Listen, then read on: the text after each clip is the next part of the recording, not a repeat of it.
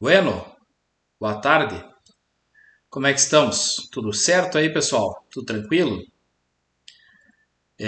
Vou iniciar hoje a gravação então numa sequência de alguns vídeos onde quero falar sobre talvez a principal ferramenta que eu utilizo em operações no mercado financeiro. Estou ansioso para fazer esse conteúdo porque eu demorei muito tempo para aprender a entender esses conceitos, né? O que seria Fibonacci, como funciona, como utilizar e principalmente o porquê que ele dá errado para mim e porquê que ele dá certo às vezes. O que, que é? O que, que é essa ferramenta?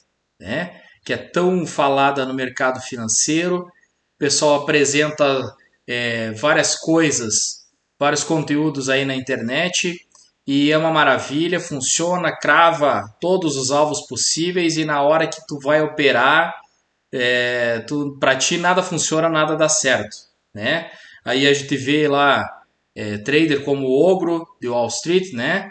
O Ogro utiliza o dia inteiro Fibonacci, fala que usa o Fibonacci, que crava os resultados e por que, que ele não mostra às vezes que não vai no alvo?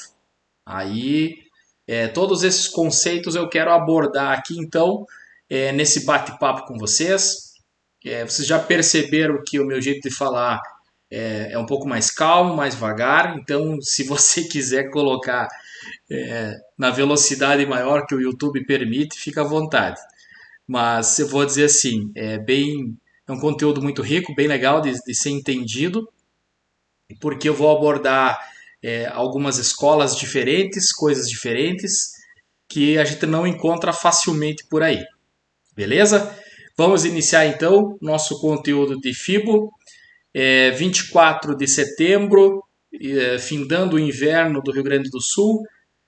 Era para ser frio ainda, um pouco frio, já está muito quente hoje, mas mesmo assim, como bom gaúcho, preparei um mate para ir discutindo, trocando essa ideia com vocês. Beleza?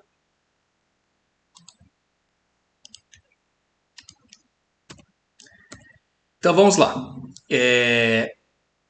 Sobre os níveis de Fibonacci, tá? Eu vou pular toda aquela parte onde se fala sobre aquela situação, a origem do estudo sobre Fibonacci, os números áureos, né, as coincidências que se encontram na natureza, no conceito do mundo e todo, onde tudo é encontrado Fibonacci.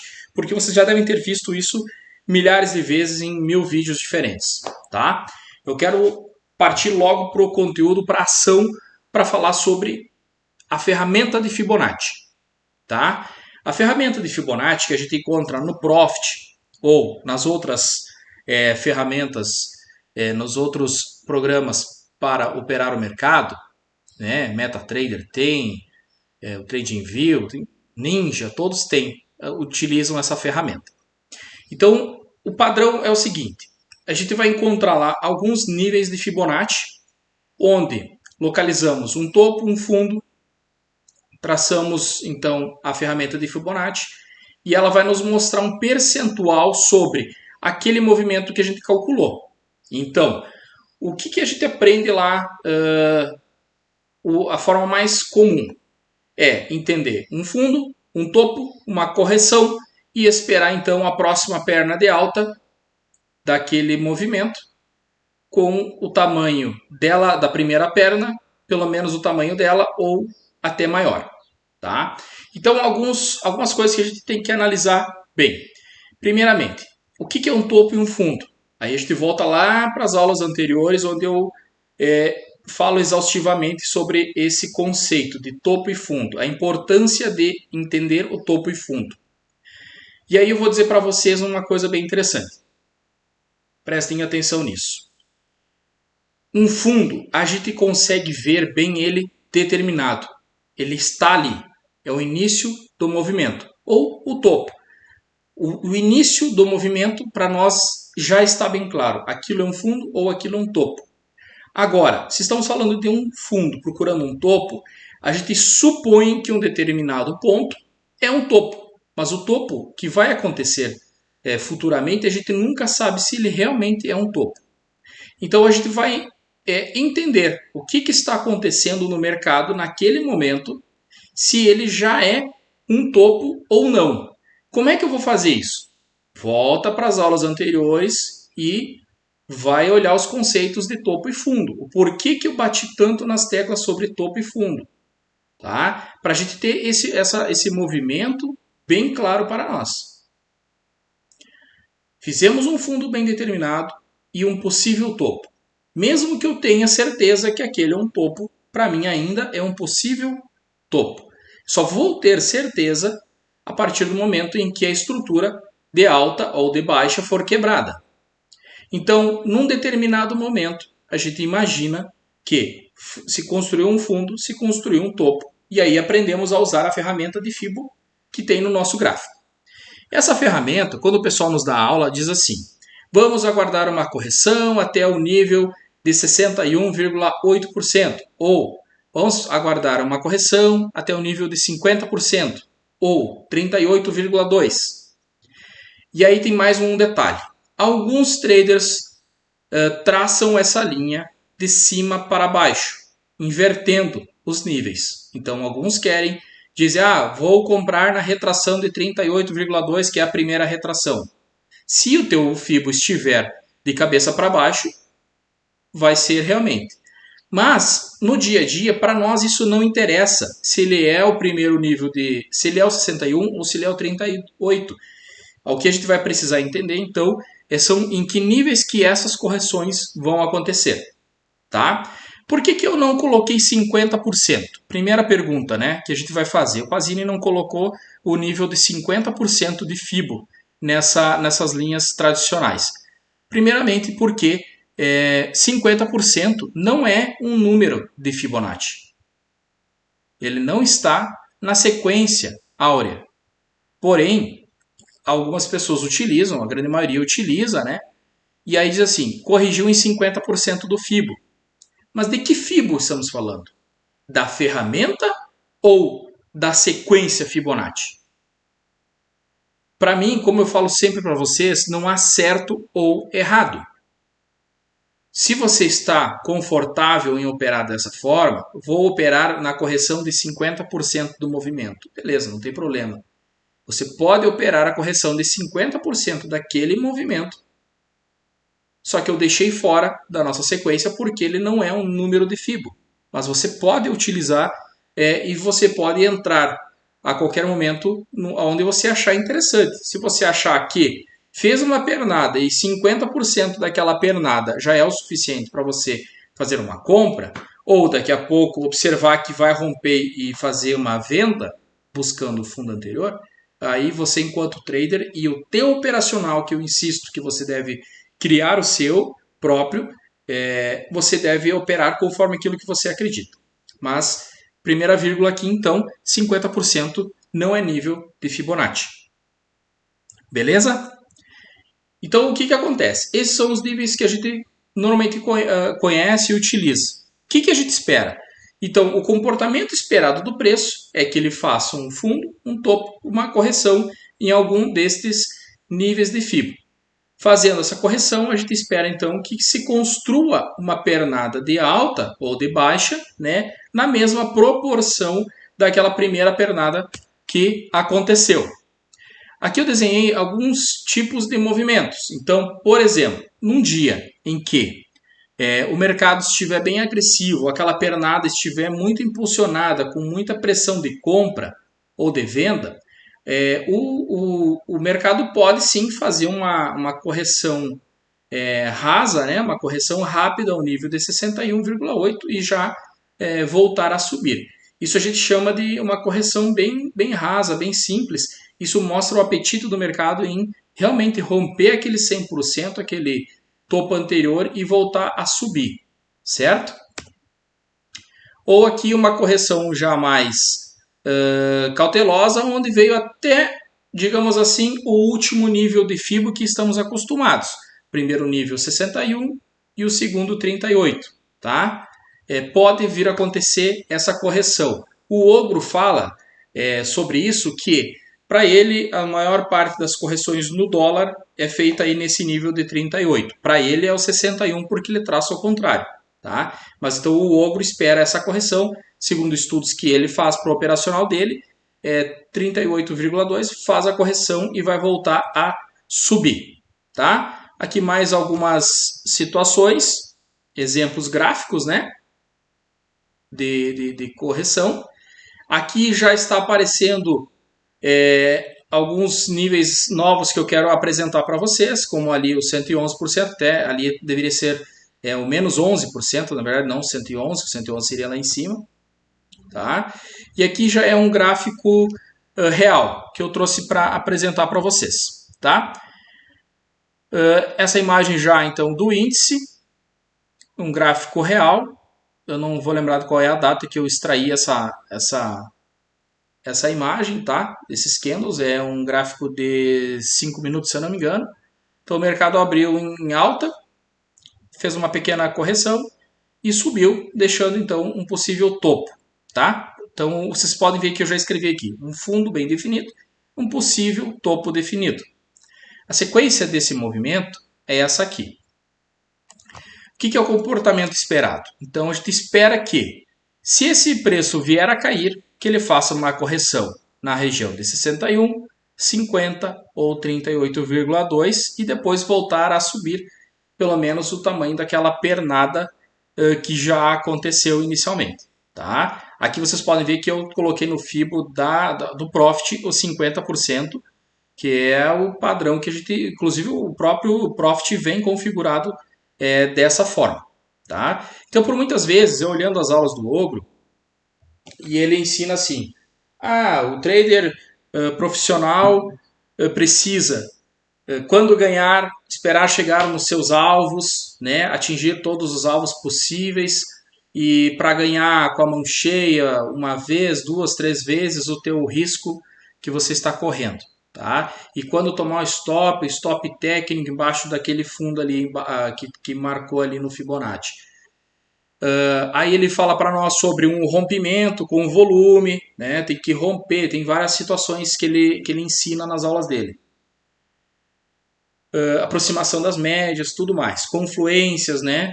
De outros fibos, então ele traça mais do que um fibo para uma situação a ser analisada. Então o que acontece? Olhando essa imagem, com o mercado fazendo esse movimento, o que eu fazia enquanto trader? Olha, o mercado vai vir corrigir, eu já vou colocar a minha ordem, tá? Já coloco a minha ordem ali no 61, já coloco uma outra ordem no 50, mas ele vai corrigir no máximo até o 38. Então ali no 38, se precisar, eu dobro a minha mão, porque depois eu vou arrebentar com o lucro que eu vou fazer lá para cima de 100%, em nível de 168, né, 162, coisas desse tipo que passam na cabeça daquele trader que está aprendendo a utilizar o Fibonacci. Muito bem. Só que o mercado nos dá surpresa e faz coisas, movimentos que só cabem a quem decidir, que são os players, os grandes players. Eles que determinam o que vai acontecer com o movimento dos preços. Tá? E aqui está então a sequência do que aconteceu com esse Fibo, que vem fazer a correção naqueles níveis esperados de Fibo. Vocês podem ver que chega ali a criar alguns movimentos de possíveis rompimentos daquela região ali do 61, porém fica brigando naquela região que a gente chama de região de briga, que seria entre o 61 e o 38. Tá? É uma zona de guerra mesmo, onde os players estão discutindo e travando uma luta para decidir para que lado que o preço vai subir. E aí o que aconteceu? Né? Para quem estava tentando comprar nesse movimento, o que aconteceu? Um baita do stop, né? Com vontade, com força, não teve nível que segurou aí o preço, tá? Não teve força para segurar. E aí terminaria o pregão com um stop bem interessante, né? Bem gostoso. Termina o dia do pregão com aquele gosto amargo, dizendo, porra, por que o Ogro arrebenta e quando eu vou usar o Fibo, eu tomo uma lapada dessas aí. Certo? E isso faz com que eu estude cada vez mais, então, o comportamento dos preços, o comportamento dos players, o que eles estão fazendo, e aí, utilizando a ferramenta de Fibonacci, eu quero encontrar explicação para esses movimentos do porquê que isso acontece e onde é que eu estava errando.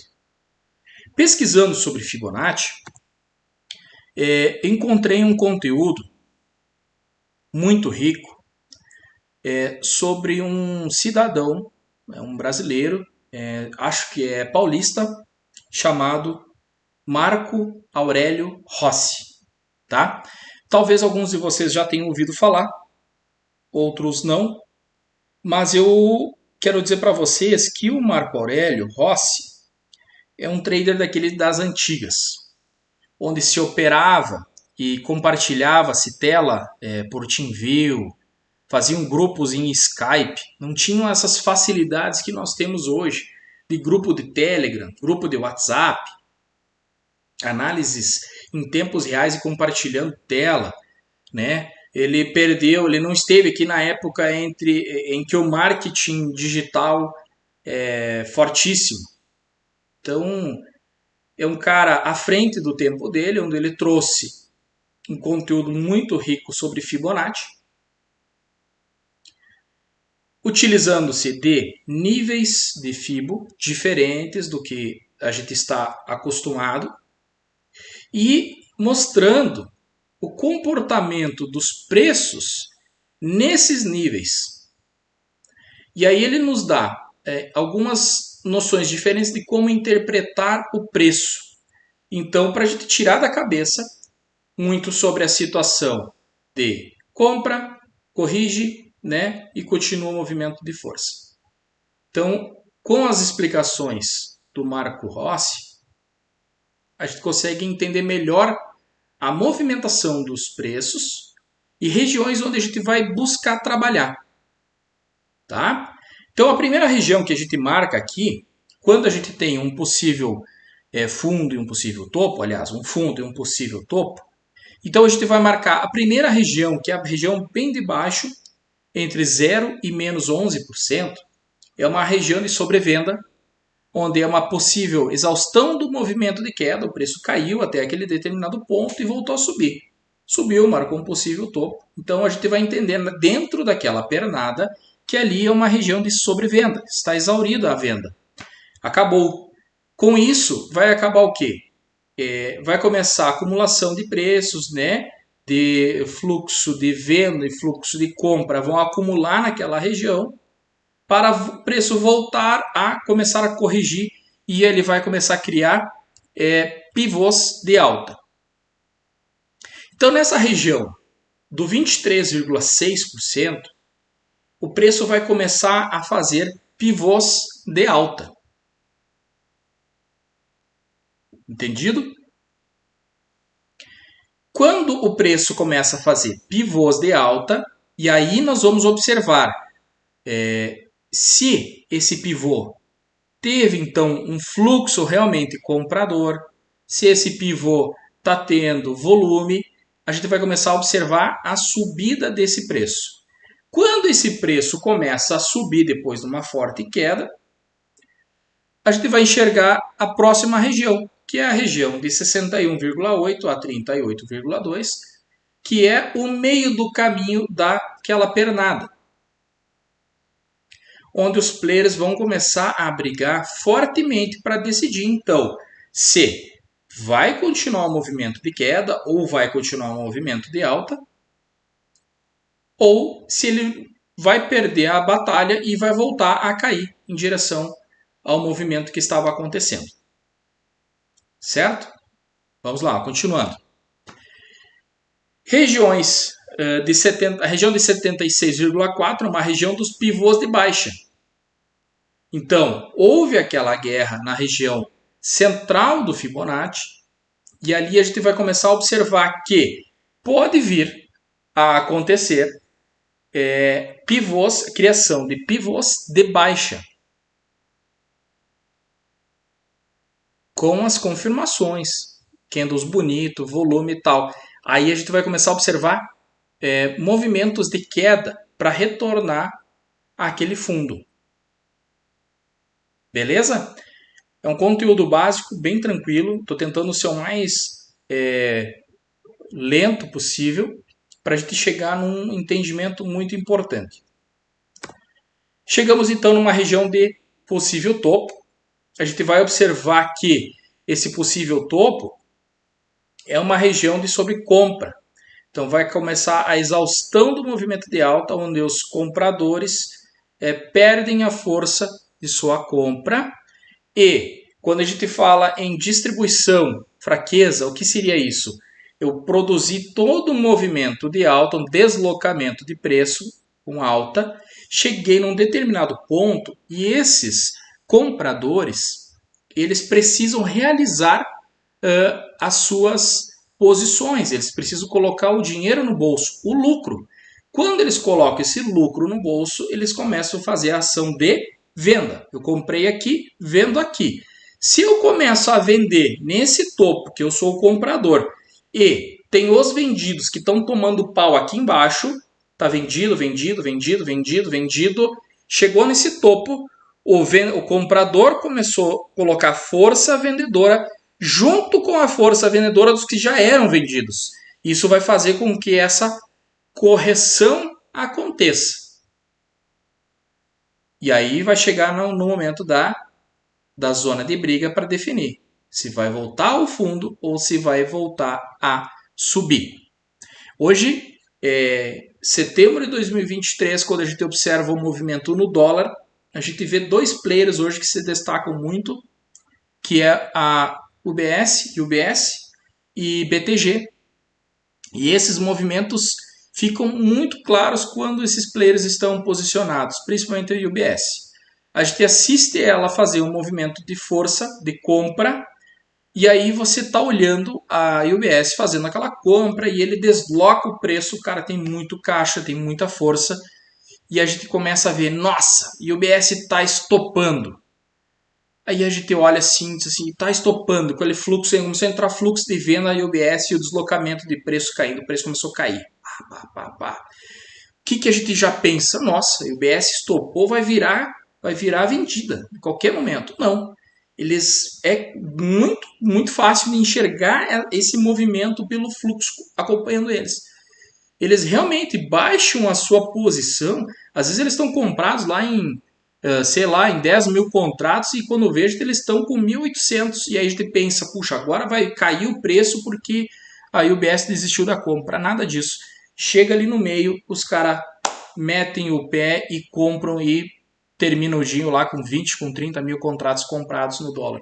Tá? Então, para quem está começando a estudar fluxo e enxergar esses movimentos, com a ferramenta de FIBO fica muito fácil de entender o que está acontecendo no mercado. Certo? Então, aqui eu desenhei toda a tabela, né? Toda a apresentação para a gente entender. Então, temos um movimento inicial embaixo, compradores exerceram a sua força, deslocaram o preço até um topo, aquele topo marcado em 100%, e o preço começa a distribuir. E aí a gente vai entender a correção desse preço. Se vai ser uma correção e voltar para alta, ou se daqui a pouco ele pode vir a cair e voltar ao seu fundo inicial. Essa apresentação aqui sempre me causou uma intriga, né, mentalmente. Como é que eu vou reagir nesses movimentos de compra, de venda? O que eu vou fazer com esse FIBO? Eu não entendia, né? Porque muitas vezes a aula que a gente assiste de FIBO, o pessoal traça o FIBO e é um gráfico parado, já resolvido. Então ficava muito fácil, até um pouco desleal marcar isso, né? Então eu ficava naquela, mas para que serve essa ferramenta exatamente?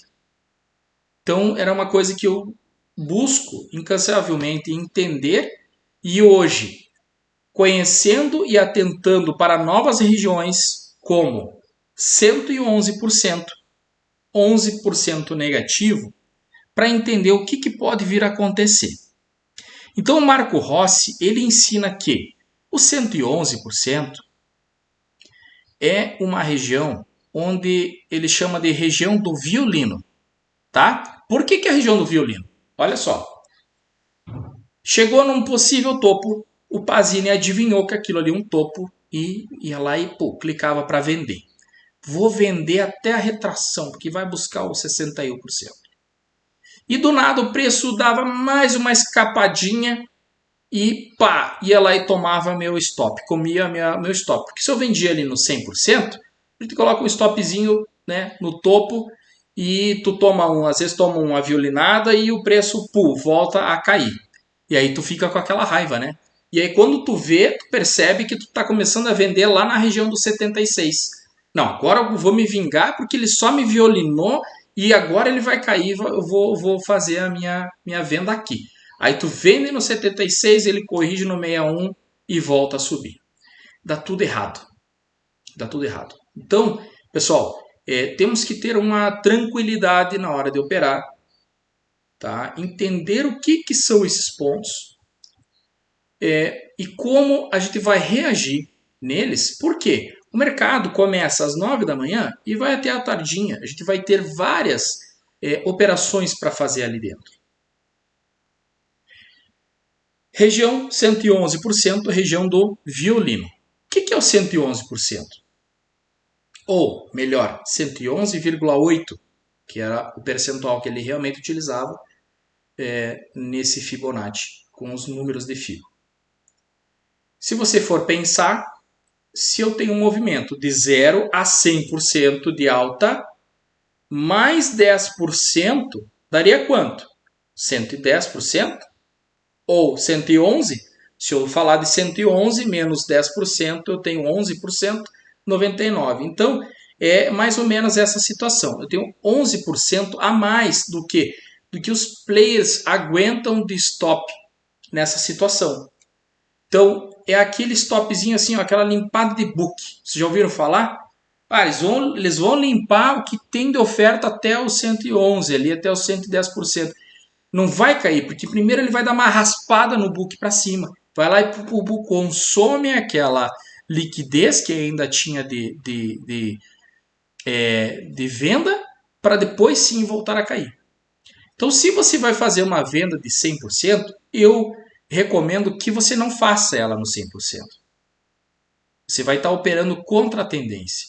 Agora, tendo o 111 marcado aí no teu Fibo, começa a observar quantas vezes cria-se um pavio no 111%. Vai fazer sentido para ti. E aí a gente vai trabalhar numa venda no 111. Quando eu vendo no 111, o que eu vou buscar? Vou buscar o 100? Não. Vou buscar o 76? Olha, é uma grande chance de vir, no mínimo, no 76. Porém, observando as aulas do Marco Rossi, a gente via que no ensinamento dele, se a gente vai trabalhar no 111, o mercado deixou bem registrado aquele movimento de 111, nós vamos buscar uma outra região de alvo, que é a região de 23,6%. O Marco Rossi nos ensina que há uma região chamada de região do filé. Certo? O que é o sonho de todo trader? Operar com o filé do preço. E a região do filé é entre o 76,4 e o 23,6. Eu vou mostrar isso em gráfico real para vocês vão entender o porquê. Que é uma das operações que eu mais tenho feito e tem dado resultado. São operações reais que acontecem muito. Vocês vão observar que essas regiões, principalmente no dia em que o mercado está lateral, respeita demais, porque é a região de briga. A região de briga está concentrada ali no 61 ao 38, mas tem aquelas osciladas, aquelas escapadelas para cima e para baixo. Então, vocês vão ver que é uma região de filé por quê? Porque o preço tende a deslizar entre essas regiões com uma certa facilidade. Digamos que o preço corrigiu ao 38,2. Eu comprei no 38,2, esperando que vai subir. E aí o que acontece? O player vem e dá mais uma rasgada. Limpa o book, faz com que o nosso preço desloque ao 23, porque ele sabe que muita gente se posicionou no 38, corrige ao 23 para daí sim voltar a subir. Quando ele volta a subir, a gente pensa assim, puxa, já perdeu o 50, já perdeu o 38, agora vai buscar o fundo. Vou vender no 61,8. E aí o que acontece? Os grandes players que estão trabalhando dentro dessa região com robôs, realizando as suas operações, lucros e prejuízos, melhorando o seu médio aí dentro dessa região, faz o quê? Dá mais uma comprada, mais uma forçada em ativos e o preço respira do 61 ao 76. Vocês vão ver na prática o preço deslizando entre o 76 e o 23. Tá? Vou mostrar isso na prática para vocês. Então, se eu comecei nessa região, trabalhar nessa região de compra, que era lá em cima, região de compra, né? Acabou, exaustou, vou então trabalhar na venda. Trabalhei do 111, faça suas parciais e aí começa a observar o 23 se não vai até lá. Vocês vão lembrar de mim e aí vocês vão começar a pesquisar no YouTube sobre Marco Rossi. Marco Rossi não está mais entre nós, mas deixou vários professores e discípulos. Vocês vão encontrar uns caras aí que são muito bons. Caco Maia, Márcio Portes. O Márcio Portes, se vocês procurarem, presta atenção, Portes, não é o Portes que vocês estão achando, é Portes. Esse cara, se vocês entrarem no canal dele e assistirem todos os vídeos dele, gratuitos, ele tem o curso dele lá, mas o conteúdo gratuito do Márcio Portes vale mais do que uma faculdade sobre o mercado financeiro. Márcio Portes, procurem aí, tá? É um cara que não tem um marketing agressivo, então ele não vai ter lá 200 mil seguidores, pouca gente que segue, mas o conteúdo é riquíssimo, tá? Procurem aí no YouTube. Esse gráfico, dessa forma que está, me ajuda a entender uma coisa que eu sempre tive muita dificuldade. Quando eu aprendi a operar no mercado financeiro, o Ogro para mim era o cara, e realmente o Ogro tem muita coisa boa. A questão das médias móveis, e entender operar a favor do movimento, a favor da tendência. Cara, fantástico. Só que faltava explicar uma coisa de, pessoal, aqui tá caro para comprar, não vou mais comprar aqui. Aqui tá caro para vender. Então esse conceito tem que entrar na nossa mente e ficar muito claro aonde eu estou comprando e aonde estou vendendo. É maravilhoso operar a favor do movimento da tendência, mas não adianta eu querer comprar um rompimento de um pivô porque eu estou comprando numa região ruim. O Ogro ensina a comprar topo. Funciona, funciona. Porém, quantos por cento dos rompimentos são falsos? E aí a gente vem agora para o operacional do Fabrício, o dentista na bolsa, um outro cara fantástico. O Fabrício sempre vendeu a ideia de vender aonde está caro e vamos comprar um fundo. E aí eu ficava naquilo, não, Fabrício, eu sou operador de tendência, para com esse negócio, tu vai ficar tomando stop aí, Fabrício. E quem é que toma stop? É o Fabrício ou o Ogro? A verdade é que os dois tomam stop. Mas os dois têm uma mentalidade de trader profissional, sabem respeitar um stop, não deu certo operacional naquele dia, fecha a plataforma e opera no dia seguinte. E é isso. Não existe certo ou errado. Agora, dentro do que eu acredito eu posso aprimorar. Então, o operacional do Fabrício, a mentalidade do dentista na bolsa Fabrício, junto com a mentalidade do ogro, juntos, faz todo o sentido. Por quê? O Fabrício me diz, aqui um topo eu vendo, aqui está muito caro para comprar, Pazini. Perfeito. E o ogro diz assim para mim, tem que operar a favor da tendência. Perfeito, ogro. Mas e aí como é que eu faço? Entra na mentalidade do Fibonacci em traçar essa ferramenta para me mostrar. Olha, eu quero a tendência? Joia. Então espera essa correção e você vai entrar na tendência. Porque aqui está muito caro. É um conceito que parece simples, mas para nós, quando estamos ali no mercado ao vivo, se torna difícil de entender que aqui está caro para mim comprar. Eu tenho que comprar onde? Na região boa. Na região de preferência da onde? De um filé mignon que fala o Marco Rossi. Onde é que está marcada a região de pivôs de alta? 23,6. Quer dizer que eu vou comprar, vou deixar cravada a minha ordem de compra lá? Não. Mas vou ver, observar aqui a confirmação de pivôs e movimentos de alta. Eu não posso querer comprar no 76,4, porque está me dizendo que aqui é uma região cara. Mas e aquele dia que o mercado sobe igual um louco e não vem corrigir? O que faz?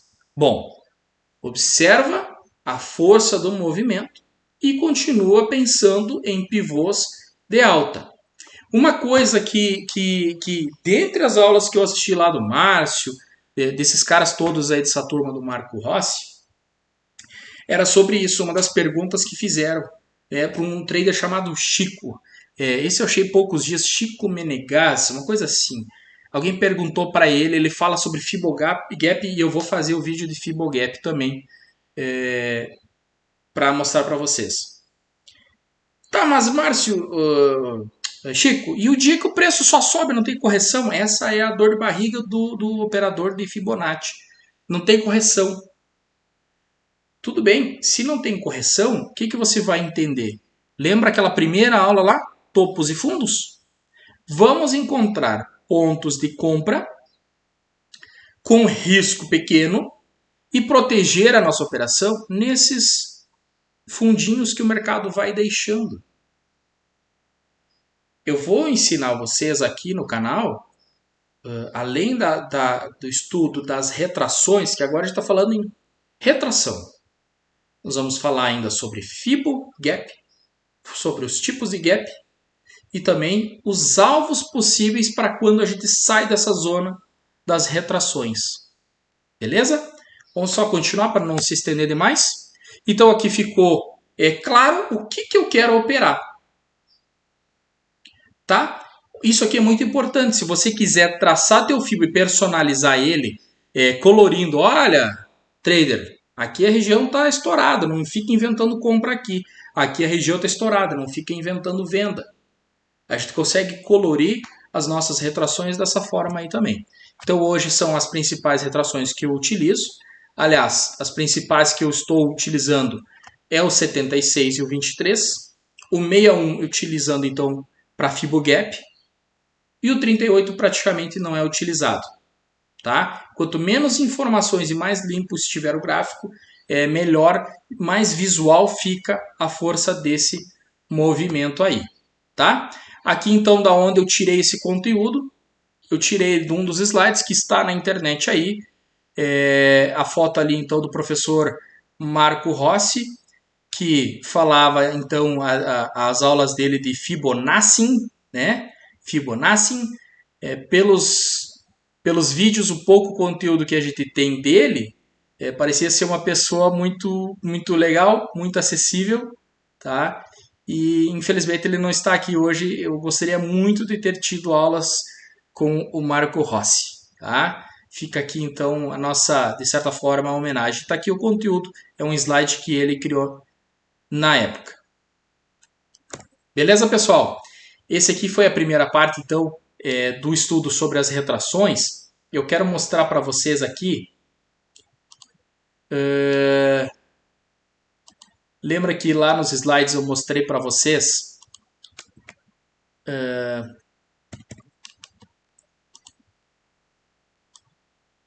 aquele movimento de Fibo?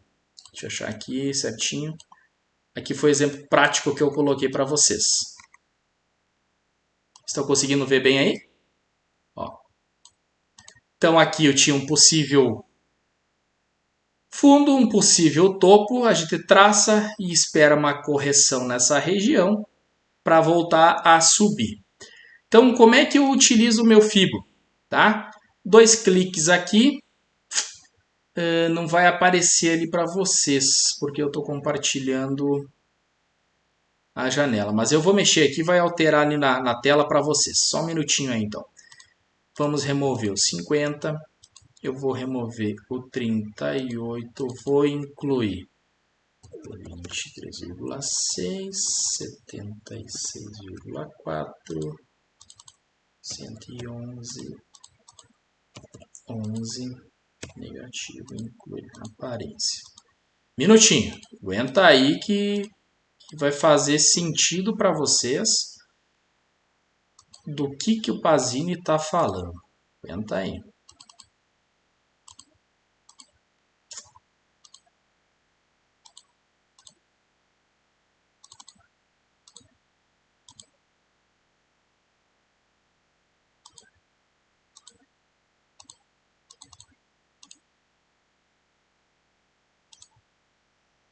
Muito bem. Aqui está o Fibo, então, que eu tenho utilizado. Esse aqui é um gráfico do índice, então, de 5 minutos. Eu fiz um exemplo qualquer, tá, pessoal? Não está bem analisado, é um Fibo do dia, não é um Fibogap, porque eu não peguei um movimento anterior do dia anterior.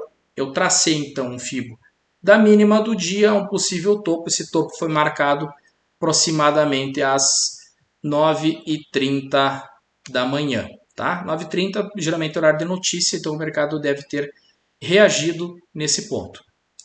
Então vocês podem observar que o preço veio numa mentalidade que a gente teria anterior, retração aqui na região do 117,650 para voltar a subir o tamanho da mesma pernada de antes. Tá? O que o mercado fez? Vamos lá. O mercado veio, fez a correção e o mercado acabou trabalhando dentro da região que a gente chama da região do filé mignon. O que aconteceu? Aqui está o gráfico de 5 minutos. No gráfico de 2 minutos, provavelmente a gente encontraria aqui um pivô de baixa. Lembra que estava lá no slide a questão dos pivôs de baixa? Então, a criação do pivô de baixa nessa região aqui, porque aqui eu estou sobrecomprado. Então, aqui eu não compro mais, certo? Sem compras. A partir daqui eu trabalho com vendas. Região do 76,4 é 117,847 e eu vou trabalhar daqui para baixo com alvos de venda buscando a outra região do filé que está aqui embaixo. 117. Se me permite, eu vou colocar os níveis de Fibo para a direita. Fica mais fácil de mostrar. 117,517. Então eu trabalhei do 850 até a região do 517. Isso deu 330 pontos. Vocês observem que se eu trabalhei com a venda aqui na região do 847, meu stop deveria estar aonde? Meu stop deveria estar bem próximo, tá? O correto é stop próximo aqui, ó. Não pode ganhar essa região. Por quê? Se ganhar essa região, aliás, corrigir até o 61 aqui, pode voltar a subir e vir buscar o 111, tá? Então a gente tem que estar com um stop próximo dessa região, não pode ser grande. Porém, nesse dia em específico, não era errado eu colocar um stop aqui na máxima do dia, pessoal. Tá? E era um stop grande? Não, não era um stop grande. Olha aqui, ó. Se eu fiz a venda no 117,850, eu tive aqui um stop de 144, 150 pontos, tá? Na máxima do dia, 150 pontos. Para buscar quanto? Para buscar 330 pontos. Então, um risco-retorno 2 para 1. O que aconteceu?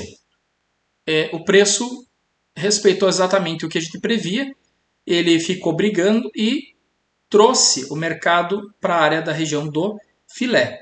Cravou exatamente no 517. O que aconteceu em seguida? O preço continuou caindo.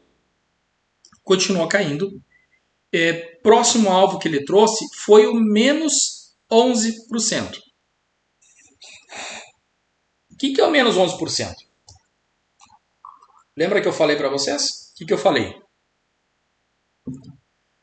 Eu tive uma força compradora que deslocou o preço dessa região que é o ponto zero. Levou até um ponto X. O cara que comprou aqui e levou até aqui, ele começou a realizar o lucro. Deixa eu limpar, porque vai ficar uma riscariz, não tem sentido nenhum.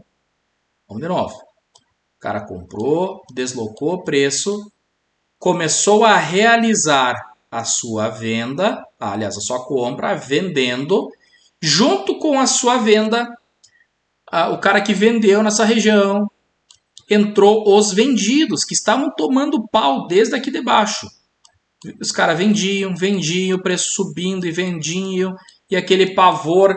Então, quando a gente chega nessa região e tem um deslocamento de preço de venda, entra quem? Quem vendeu aqui? Os comprados mais a força vendedora que estava defendendo. Brigaram dentro da região da zona de briga e cravou o 23, região do filé. Liso, tá? Isso foi menos de 1 hora de operação, 10h20. Então deu 50 minutos de operação, mais ou menos, um pouco menos. Eu consegui 300 pontos e estou conduzindo minha operação. Diversas formas para fazer isso. Próximo ponto que ele veio, ele não poderia ter, se a minha retração fosse corrigida, se eu fosse pensar como o ogro pensa, retração e volta a subir. O que acontece? O preço cravou o 76, aliás, o 23, e continuou caindo. E ele bateu no 100, ou seja, ele veio no fundo. Quem ganhou essa briga? Quem ganhou foram os vendedores. Por quê? Porque o comprador deslocou o preço e não teve bala na agulha para manter lá em cima. Caiu, realizou e acabou, não tem mais comprador. Então isso era uma coisa que me deixava mal, porque eu não acertava o uso do Fibonacci. Eu ficava esperando que ia subir violentamente e continuar subindo o resto da vida. Tal do viés, já falei nos outros vídeos. O preço não só veio ao fundo, como estava, como desceu ao menos 11%, que é o quê? Aquela margem de 10% dos compradores. Então aqui, nesse momento, acionou o stop de quem estava comprado. Os caras tiveram aqui, vamos desistir da compra. E porque perdemos essa batalha. Tá? Então o preço voltou a cair e veio caindo. Quando o preço vem caindo, a gente vai observar que há uma grande briga. Era um dia de... Deixa eu afastar um pouquinho aqui. Ó. A força principal do dia era comprador. Olha o tamanho do gap que tem aqui. Ó.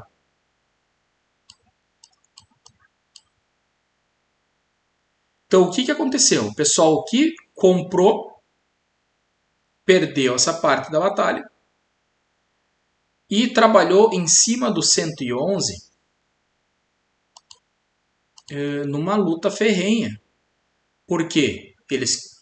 A força do início do dia era compradora. E de repente eles não estavam tendo força para continuar aquele movimento. Os vendedores defenderam, ganharam a primeira parte da batalha, com o objetivo de trazer o preço na continuidade desse movimento de queda. Tá? O que aconteceu nesse dia, nesse pregão aqui? A gente fez a operação, então, dentro da região do filé. E o preço ficou brigando nessa região do 111, do menos 11, né? Porque aí seria o fundo daquela operação. E demorou pra caramba até então perder essa região aí. Então, num dia lateral, onde eu tenho um fibo traçado, ele nos ajuda a entender por que não vai subir desesperadamente, assim como também não vai descer de imediato. Se a gente fosse colocar médias móveis aqui dentro dessa tela, a gente veria as médias entrelaçando-se, as médias flat. Lembra que eu falei sobre média flat do vídeo anterior? O vídeo de médias não é um vídeo tão assistido quanto o vídeo do MACD. Mas as médias, nesse sentido, iriam nos ajudar a perceber muita coisa sobre o comportamento do preço. E também sobre a questão do viés. Porque se eu estou operando aqui, vi que não conseguiu ganhar a região do 111, que seria aqui, voltou para cima do 23, o que eu posso fazer aqui? Imaginar o quê? O que é lá no slide que eu preparei para vocês, baseado no Marco Rossi? Região dos pivôs de alta, para voltar a comprar aqui. Seria errado comprar aqui? Não, não seria errado comprar aqui. Eu poderia estar comprando aqui. Para ir buscar essa outra região do filé aqui em cima. Ó. Eu poderia fazer isso. E acontece isso diversas vezes no dia a dia. De o preço ficar brigando nessa região. Em dia lateral. Seria errado comprar ali? Não, não seria. Agora, se eu compro aqui. Ó, aqui já teria mais pavio, ó, que é difícil de fazer a compra. Aqui não, aqui já até fechou um candle mais bonito. Temos que analisar um candle, né, mais interessante. E aí o stop está onde? Como eu falei lá em cima. No exemplo que eu dei antes da venda, aqui eu disse, ó, o stop é aqui. Mas como é pequeno, dá para ser no 100%. Se eu comprar aqui, para voltar para esse range, meu stop estaria aqui embaixo ou aqui embaixo. Você vai colocar isso no teu gerenciamento. Agora, o que não pode é cair o preço, você chegar nessa região, em vez de estopar a tua operação, você fazer um preço médio e tentar buscar para cá de volta. Isso não pode. Tem que estar determinado que stop é stop. Fim do dia. Acabou. Lembra que eu falei sobre uma outra situação? Mas e quando o preço só sobe? Só sobe ou só desce? O que eu vou fazer? Aqui tem um exemplo que eu gosto de mostrar e que eu tenho para mim, que eu utilizo muito. Digamos que o preço tenha subido, tá? Abriu aqui com gap de alta e tal, subiu e rasgou essa região aqui do 76 e não corrigiu nunca. Para mim, o 76 se torna uma região de compra, tá? Porque ele bate e não consegue. Quando você observar que ele não consegue ganhar o 76, não fica enviesado. Mas você vai refletir que, se não consegue voltar daqui, se prepara que o momento do preço vai ganhar força para cima. E aqui, para mim, é uma amostra disso, tá? O preço não conseguia ganhar o 111, mas não conseguia ganhar o 76. Voltava para o 111 e não conseguia ganhar o 76. Ganhou, voltou até, estopou se alguém comprou. Voltou, mas também não foi. Olha, formou bem o range, né? E aqui, pessoal, novamente, ó, bateu no que seria 76, a linha de ouro, que é nesse caso que está com 23. Certo?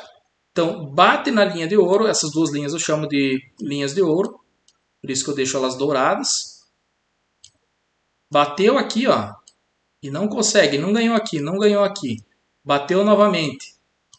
Não custa tentar uma venda, é um pré-pivô aqui com um alvo nesse fundinho aqui, ó. Assim como também caberia uma venda aqui na minha leitura, um alvo nesse fundo. Porque aqui bateu uma vez, não foi. Aqui bateu e não foi. Tenta uma venda aqui com stop bem curto com alvo no fundo. Parcial e aí deixa rolar. E foi o que aconteceu aqui, ó.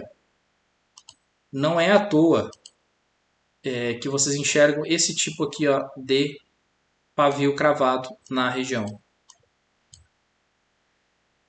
Comecem a observar essas situações no gráfico de vocês. E vocês vão ver como faz muito sentido dentro das operações. Tá? E daí daqui para baixo, Deus mandou. O que eu faço aqui? Para mim buscar alvos fora do range das retrações. Eu vou colocar bem rapidamente, porque eu quero fazer um vídeo só sobre isso aqui. Eu quero analisar diversos fibos com vocês. Eu vou adicionar mais um fibo aqui. Vou colocar aqui o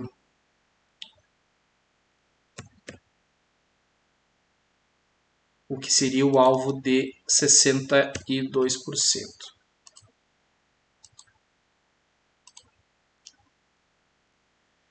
Tá? Lembra que eu falei para vocês que para mim tanto faz a forma que eu vou traçar o fibo, se é de cima para baixo ou de baixo para cima?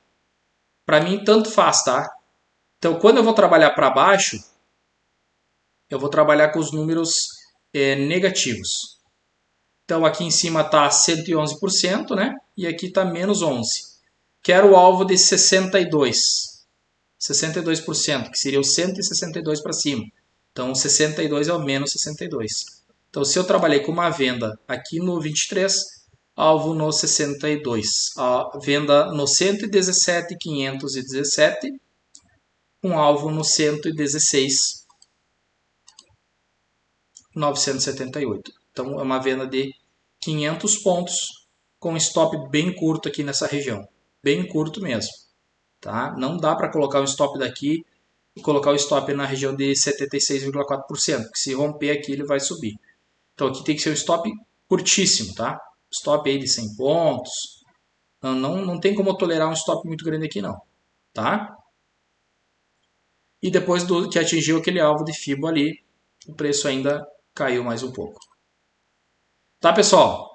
Então, o que eu queria trazer para vocês hoje era isso. O entendimento de que existem mais coisas do que a gente enxerga por aí nos treinamentos sobre Fibonacci.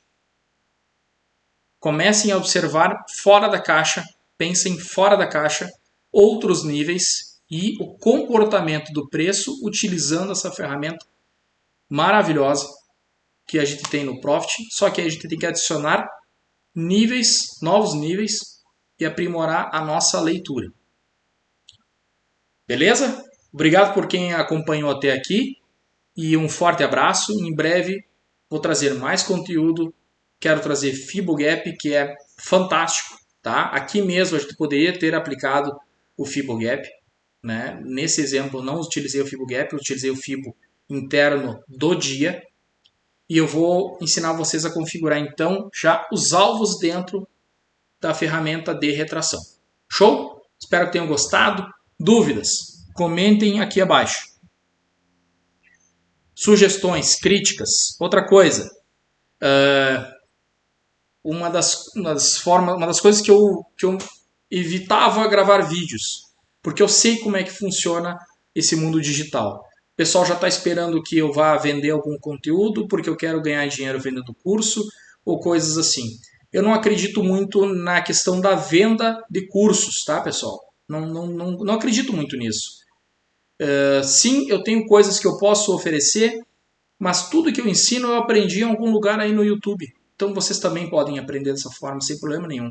Meu objetivo aqui é trazer coisas diferentes, conteúdos diferentes. Não espere que eu apresente boleta, setup mágico, você vai ficar rico, R$ 1.000 no dia. Esqueçam essas bobagens.